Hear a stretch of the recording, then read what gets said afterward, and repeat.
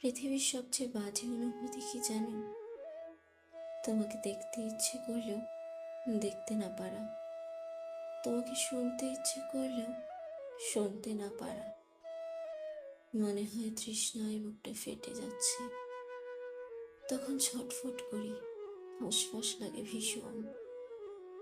মানুষের সাথে কথা বলতে ইচ্ছে করে না, কোনো কাজ করতে ইচ্ছে করে না, বিরক্ত লাগে, অসহ্য লাগে। ঘরের এক কোণায় অন্ধকারের পাশে বসে থাকি, দুঃখের পাশে থাকি। অদ্ভুত একটা বাজে অনুভূতি হয়, যা ভাষায় প্রকাশ করার মতো কোনো শব্দ এখনো তৈরি হয়নি। তোমাকে আর কখনো দেখতে পাবো না, ছুঁতে পারবো না, শুনতে পারবো না, ভালোবাসতে তো পারবোই না।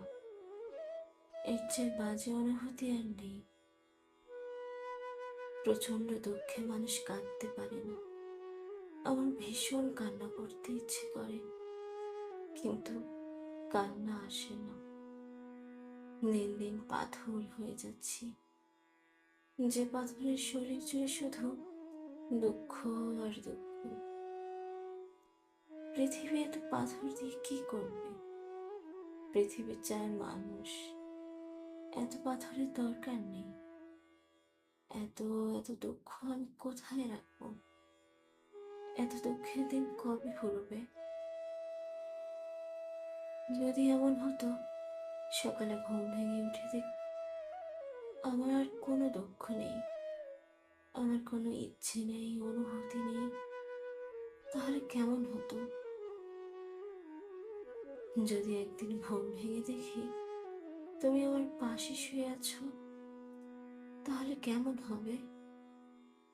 জানি এটা সম্ভব না, তবুও ভাবি এমন একটা দিন আসুক,